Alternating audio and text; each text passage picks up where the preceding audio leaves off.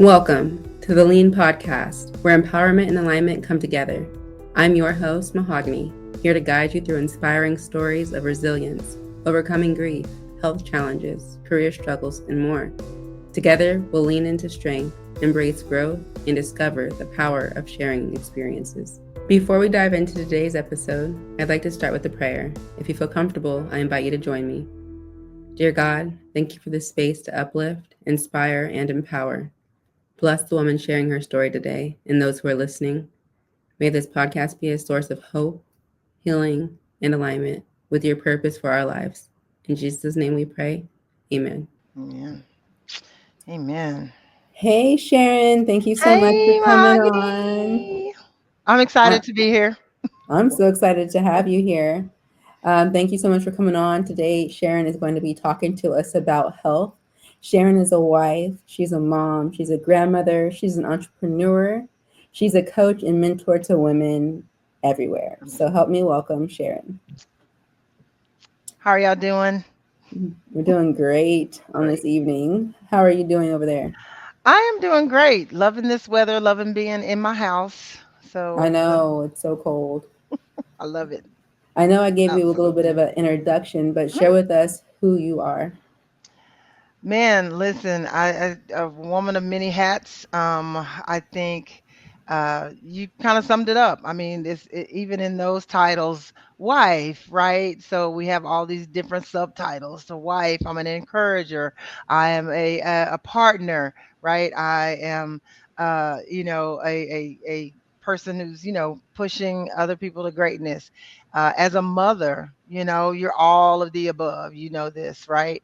Um, and I think my biggest flex is my children.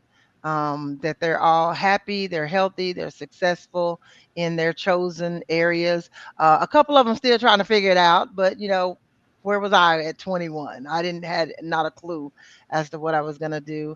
But I really am a person that and I got this from my dad, really looking for the silver lining in everything. And I think that's what lends itself to my bounce back spirit. I think, life be lifing, but, I'm a believer. And so my faith really undergirds, anything that I've gone through in these 58 years of being on earth. Looking good, girl. I was like, hold up, 58. Okay, yes. Oh, wow. So, as a woman who wears so many hats, how do you keep your health intact? Or, like, what has your health story been as a woman with so many hats? Well, I think it's inherent in women to take on a lot. And sometimes we take on things that other people really don't ask us to. We just do, right? And I think with my health and wearing all those hats, I just operated um, at a high stress level anyway. With my career and my businesses of choice, things like that, I just felt like I work well under pressure, and I think that's a fallacy, something that we kind of believe, and I can speak from women of color and just looking at our ancestors, and this is not just women of color; it's everybody, all women do this at some point that they tend to just take on more. My problem was um, I didn't, I knew the word no, but I didn't use it when I should have. And so that lended to just over the years, leaving things unchecked, um, feeling like, oh, I don't feel good, but I don't feel bad. So let's just keep it moving. Right. And so I think there's a time when we really have to slow down and listen to our bodies and not feel the guilt of not moving as much, not doing as much. And so for me, it was like I was all things to my kids, my husband, my grandchildren, and I was kind of just like left myself with the crumbs, right? And so we teach people how to, how we operate, and it was just like, mom, I was the fixer. I had the fireman's hat on all the time, and that high stress level really lended itself to my health. um, doing this subtle decline, high blood pressure, um, things like that, that I would feel a little got a little headache, but we would push through because I think that's inherent in our DNA. I think uh just like trauma is passed down through DNA. I think when I look back at my mom passed away when she was 51. And all I knew her was, she worked, she took care of us, she made it to every game. She was, even when we were playing sports in college, she was always there. And I just remember going, man, when does she sleep? And I found myself, in that same boat. So I think that's what, over time lended to uh, finally my health. I call it the incident. The incident. Yep. Yep. Yep. Wow. So you're saying that a lot of times the things that we do is putting a lot on ourselves as Hmm. women and burdening ourselves Hmm. for other people, but really it might have been just because that's what we saw or what culture teaches us we should do. Absolutely. I think as women, I remember, and you're probably too young for this, but back in the 70s, there was a commercial when they were talking about, I can bring home the bacon, fry it up in the pan, and, take care of my man. And then in the 80s, Karen White had the song, I'm Not Your Superwoman, right? We put on these capes and it's like we teach people that we're gonna fly in and save the day, but who's flying in to save us, right? And I think it goes back when I look at my grandmother, who passed away from heart failure, something that I probably inherited, but just kept going, just kept going. I think culturally, as women and African American women, especially, we're expected to just keep going. We just do. I mean, and if we can trace that back, it's not something that I'm just saying. It's like, okay, I can see this trend. I can see this, and so that cycle has to be broken, and our health Wow. has to be paramount in our minds. So Yeah, true. yeah, So as you're trending through life and you're doing all these things and just, I'm good, it's just a headache. yeah. What led up to you having the incident? The incident. So, back 2023 December, I remember just kind of feeling like having little chest pains, but it was like, you're taught, okay, it's on the left side, and what I found out was women manifest heart failure different, or heart attacks and things like that different than men. And so I was looking for those signs, and I was like, oh, it's not on my left side. I don't feel numb or anything, but I had a cough. I had this cough, and I was like, oh, maybe it's just, a cold or something, right? And so, but it lingered. And I just remember, um, you know, having these episodes to where I was just really tired. And if I walked from, to the door, I felt this like really heaviness, like I was carrying a bear on my shoulders. And it just felt all the way through just really heavy. And so the week before that Friday is when it happened on the 22nd. I had been feeling this way for about 2 weeks, and I told my husband, I said, if I'm feeling bad, Friday, I'm just going to go in, because we went to church on that Wednesday. And I remember walking in, and I greet people all the time. And I greeted this lady, and she was like, are you okay? And I went, what? What? I'm fine. Do I look bad? And she was like, no, but something, right? And then went to work that Thursday, um, and I trained classes. And so I remember on my lunch break, we have this little quiet room, like a little, you can go in.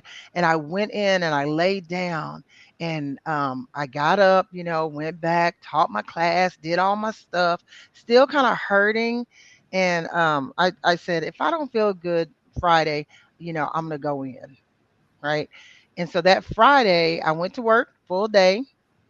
Same thing, if I walked to the bathroom, I'd have to sit there and catch my breath before I went back on camera and started to talk again. And my son Miles came to pick me up, and it was 5:30, and I walked out to the car, and he got out, to let me drive as he always does. And he was like, "Ma, are you all right?" I was dripping in sweat, and I'm like, "Yeah, I'm fine." And he said, "Why are you breathing like that?" I'm just fat. I'm out of shape. I need to get in the gym. And I drove myself home, got to the house, and Earl and Kinsley said, "Hey, I'm gonna go. We're gonna run to Walmart." And I said, "Okay, okay." And so I laid down, and I was like, "Oh, okay, I feel okay." And I got a phone call, and it was a client. And I was walking from my bedroom to my desk. And when I got to my desk, I sat down, and it was like a gorilla was on my chest. And I remember thinking, "Oh my gosh." Um, so I called my daughter on we have this like group chat thing. So, and I called her, and my oldest daughter picked up, and she was like, "What's going on?" I said, "You need to call the ambulance. Call your dad. Tell him he needs to get back to the house." And she was like, "Okay." I said, "But just go ahead. I'm gonna call 911 because I gotta go. I gotta go." Right. And she was freaking out. And I said, "I'm going to walk up to the front of the house because I didn't want the ambulance to get here and have to come through the house to find me because I was here by myself." And so I walked up to the front of the house. And that time she had got a hold of Earl, and he zoomed back in. And I walked to the truck, and we lived probably about 3 minutes from the hospital. And I said, "Let's go." And that seemed like the 3 minutes seemed like it was forever. I remember being in the front seat of the truck, and I was just saying, "Jesus, Jesus." I mean, just Kinsley was in the back. She had her hand on my shoulder. And when we got to the emergency room, it was probably around, I'd say it was like 6:15. And he said, "Come on, Sharon, get out." I said, "I can't. They're gonna have to come get me. I cannot walk." So they wheel me in, and I'm in, and they were like, "Oh my God," she's in the throes. They put the EKG on me and wheeled me back. And I just remember, you know, the ER doctor saying she's having a heart attack. She's actively having a heart attack. And they called the cardiologist in, and God bless Dr. Hussein. He was on call that day, was not my cardiologist, right? Um, and he was like in street clothes, and he looked at the monitors, and he was like, "Get her back. Go, go, go, go." They were still trying to take my blood pressure and get an IV. He was like, get her back there." And I just remember laying on that gurney and looking up at those white lights and thinking, "This is it. I'm not going to see my family again." Like, you know. Um, and so they got me back, and he said, they were looking at the EKG. Of the four valves in your heart, three of mine were 90 plus percent closed. Like, they were like, We don't even know how you were walking, talking, like you were pumping, there was nothing." And but that one was open, just that one. And I remember them saying, prepping me for surgery. And I'm like, "Oh my gosh, I've never even been in the hospital except to have my kids. I've never been had any type of cutting or surgery or anything." And so they put three stents in my heart. They went in through my arm, and I was awake during the procedure. And they had the cameras on and this big screen. And I remember just kind of looking over at the screen, and they were trying to put the needle in and the balloons. They was like, "Oh my gosh, it's too this one's too big. We can't get in there." And I remember him saying, pointing out, he said, "That's a widowmaker." Widowmaker. He said it three times, and when he said it, I looked over because remember my son-in-law who passed away had the same thing. He was at work, but they couldn't revive him, and they said it was a widowmaker. It was like he was gone before he even hit the ground. And so I'm freaking out now. I'm like, "Oh my gosh," right? And I just began to start praying and be like, "Okay, God, like this is it." But they were successful in getting my those valves opened up, and immediately, like, I had all of this inflammation. Like my face was big, and I mean, you saw me. I had my ankles were swollen, and I just operated that way. Immediately, I felt. I said, "Oh my gosh, I feel so good!" Like all of that fluid and stuff was just coming off of me, and they got the 3 stents in, and it was successful. And like I said, I immediately felt so much better, and I was like, "Wow." This how I'm supposed to feel? Okay. All right. Um, so they took me up to ICU, and it was just amazing how God orchestrated everything, who was there and all that stuff. And they got me up to ICU. The nurse, she was a little beautiful little Jamaican lady, Miss Judy, Nurse Judy, honey. She comes in and she says, "We're going to get you cleaned up and we're going to get your family in." Dr. Hussein comes up. He says, "I'm going to go brief your family on, what's going on," because I was probably in there maybe an hour and a half. Um, and so I said, "Okay." Um, but my potassium levels were so low. This is why it's so important for us to know, supplements and vitamins and things that our bodies need. I don't like bananas. I won't eat a banana, but I'll do a smoothie or something like that. But my potassium was so low, and so around 9:15, my family comes in, and I remember my oldest daughter coming in, and she kissed me on my forehead. And I remember looking over at them, and she walked in, "Hey, mommy," and all the kids, Earl, I think Kinsley had gone to the bathroom, and she kissed me on my forehead, and I just thought I went to sleep. I felt this warmth, just this presence, like how you feel like after you've labored and had a baby, and that good nap. That's how I felt times 10. And I was just like, I thought I just, closed my eyes and, kind of went to sleep. Now, what they saw on the other side was me coding and me. So I literally in there just died in front of them. And, my eyes rolled back at my head, I'm told, and I started convulsing. And so they, code blue. Now, on this side, I was in this space, and it wasn't a bright light. It was this comforting. It felt like I was in this big comforting hug. And I didn't see anybody. I tell people all the time, I said I didn't see Jesus, I didn't see my mama and them, none of that. But I was just like, in my spirit, I was like, "Oh my gosh, this is so cool, I could just stay here." Now, not knowing, and it didn't seem like a long time, but it was more like 10 minutes that they were, doing compressions, and they got the defibrillator. And um, I remember hearing my husband say, and when I told someone this, he was listening in, and I said, I heard my husband say, "Fight, Sharon. Come on, fight. You got to fight. You got to fight." And I remember, just like I'm talking to you, like I could hear him. And the next thing I knew, I felt this burning sensation in my chest, which they had turned up the defibrillator. Like they had hit me 3 times. At the end, I had like burns on my chest. And I remember feeling that shock. Boom. And I woke up and I was like, "Ouch." And then I looked around and I'm like, "What are y'all doing? Where's everybody? Where are all these people in my room?" Dr. Hussein was straddled me. He was across my chest because he had been, I felt like I had been in a fight with Mike Tyson after, everything came back. And I just was like, "What's going on? What are y'all doing?" Um, and they told me, they said, "Hey, you went out the first time." And so they put my family out of the room, had a security guard that would not let them back in the room.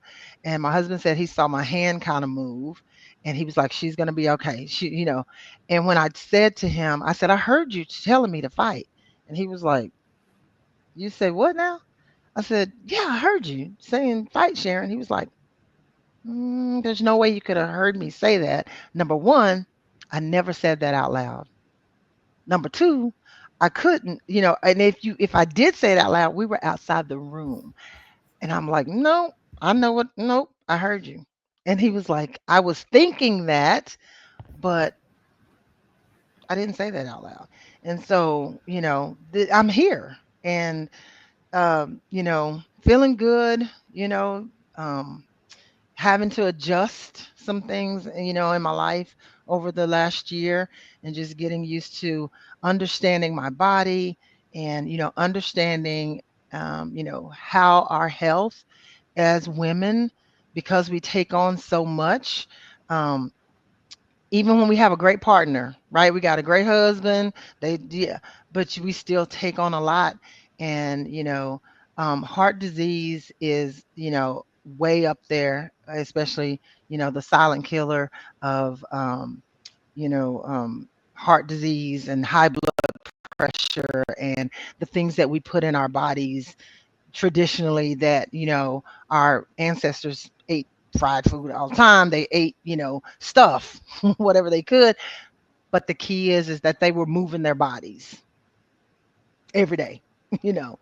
And so just making those adjustments and changes and just really not feeling guilt. If I'm not feeling good, if I'm not feeling like it today, I'm going to take a nap. And I'm not going to feel bad about it. I used to feel guilty about if I stayed in the bed, a couple of extra minutes and wasn't up moving and doing stuff. So, but that was my journey. And I'm still, on medications. Um, you know, I see a dietitian, a nutritionist. But I had this awful, awful anxiety. Like I was afraid to go to sleep. And so I was up. If I drifted off, it was like this anxiety would overtake me and go, "You better not go to sleep, girl. You better wake up." Mm. Whatever. And so just dealing with that was new, for me. Like, what is this? What's going on? So, yeah, Wow. Wow, yeah, Sharon. I feel like I was there. I feel like I just went on a girl. whole experience. Wow, I know your family was so afraid. Oh my And gosh. the way you described that moment of like, I guess like euphoria and peace. Yes. And then maybe Oh that's my why they gosh. shock us when they are trying to bring us back because it's like Mhm. trying to get you out of that perfect Mhm. out of that Mhm. perfect peace. Absolutely. It was this feeling that I had never felt before. I was just like, and when I tell people my testimony, um, I say, there if people go, I wonder if it's anything. I listen. All I know is that I was good. I was like, yeah, I can this is cool. This is nice, you know. And the only way that I really know what happened is when I look at the doctor's notes. Like 9:15, I was in the room at 9:20 and then 9:21. So I coded a total of 3 times. And it was like, okay, she's back. Nope, wait a minute. Oh, she's back. Nope, wait a minute. And I remember just like I said, I heard my husband saying, we're not ready. You got to fight. You got to fight. These kids, like, and that just brought up a whole nother thing too. Just have we prepared our children, or are we prepared, especially when you have grown children, for life without you? And I think the older we get, that mortality, it's like, okay. And, and then this thing with my dad was like, wait a minute, I just talked to you yesterday morning, like, and, it's not promised at all to any of us. And we don't know. We don't know how we're going to go out of here. But um, that really has given me just in all aspects. Like I don't take on things that if I don't feel it, like I'm not going to take on extra stress. Even with my wedding and event planning business, I've taken on partners. I've like stepped back, like, okay, find somebody else to do it, or let me find you. I'm a connector of people. Let me find you somebody else to do it. Um, and not feeling like I have to be in control of everything. And if Kinsley goes and washes the dishes and she doesn't put them up the way I leave it, I'm like, I'm not stressing out about that. Whereas the old Sharon be like, I got it, I'll do it, you know. So yeah. So how long do you think it took you to retrain yourself to delegate when you're used to doing everything yourself? Was it immediately or did it take time? Absolutely not. I am still learning. I'm still learning. Like my husband would tell my kids, don't call your mom. Like if something's going on, I have the older kids, they've moved out and things like that. If something's going on, call me, don't call your mom. But I still have to go, okay, because my knee jerk reaction is okay, let me and I've given my family permission, green light, tell me when I'm doing that. Because no, it is not easy to just cold turkey. Like you've been in control for all these years and everybody's come to you. You not just my children, my friends, my coworkers, my you know, and uh, I'm not gonna be able to do it and not feel guilty about it. About saying no. That's a big thing too. Yeah. Yeah, because like let's say you don't say no and you physically do whatever you're being asked to do, that takes a toll. But then it can also take a toll to say no, but then be like battling with the fact that Yes. you didn't participate, Yep. right? Yep. So how That's do you exactly deal with it. that? How do you uh, make those feelings not so extreme? So you might as well have done it if you're gonna, be Exactly. stressed out battling with it. Exactly. I think one thing I do see a counselor as well. I believe in Jesus, but the Bible says he was the wonderful counselor, and since he not here, he has employed people. I think you need Jesus and a counselor. I'm just, Yes. and in our culture, especially as women, like, why you need to go talk to somebody? Talk to Jesus. Just pray. And I'm like, listen, Linda, right? And so I think I had to have practical steps on when I'm feeling that way, like when I'm feeling that overwhelmingness, is to just consciously say, okay, sit down, breathe, think about if you didn't do it, if you weren't there, this gonna get done. I mean, especially at work, I was the one that, oh, I'll cover your class, oh, I'll do this, I'll do that, and now I'm just like, if I had not come home, they was gonna have my position filled. So why am I Quick. stressing? Yeah, they here's some flowers and hey, you know. So I tend to start to think about that and say, you know what? It's okay. It's okay to say no, but you do have to train yourself, or I did. What are steps one can take to start training themselves to take off that superwoman cape? Listen, I was gonna talk to this lady. No more capes. We have to make a conscious decision that I'm not a superwoman. And it's okay, for me, I had to realize that somebody else can do that, you know even when it comes to my business, which is my baby. I'm like, why am I climbing up on this ladder because the drapes are not the drapes are not hung up correctly? Like, so I think what I did is I have to, number one, if I'm talking to someone who, and like I say, I talk to young ladies all the time that are overwhelmed and they're stressed, and you too young for that, right? Number one, you got to acknowledge it. Acknowledge the feeling. Don't just act like it's not there. It is. It's there, and you have to be.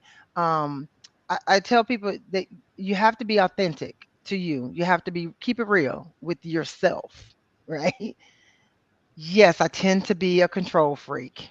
I tend to want to control everything. And so I have to acknowledge it. And then I have to understand, okay, if I do this, what is that taken away from? Like, is that adding more stress to myself? And can I delegate it? And it's okay if they don't do it exactly like you would. They, no one's ever going to do it exactly like you would. They're not you, right? And so you have to be okay with, okay, and let it go, let it be. It's going to be okay. Okay. If you, oh my gosh, you put the toilet paper on under and it's supposed to go over. Why am I stressing out about that? So I think you just first have to acknowledge it and be authentic deal with your feelings about it. And I journal. I started journaling, um and if I don't have my notepad with me, I've got my phone, and I will just start to, I'll talk it out, because if you get it, you got to get it off of you. But you can't just act like it's not there. That's what we do. We sweep it under the rug, sweep it under the rug, and then it blows up. So, Yeah, that's so true. mhm, I know we all do it. We all do absolutely. it. How has this experience empowered you? Because I know I feel like if a lot of people go through something like you have, they're more scared than anything, but you seem so empowered by what you've gone through.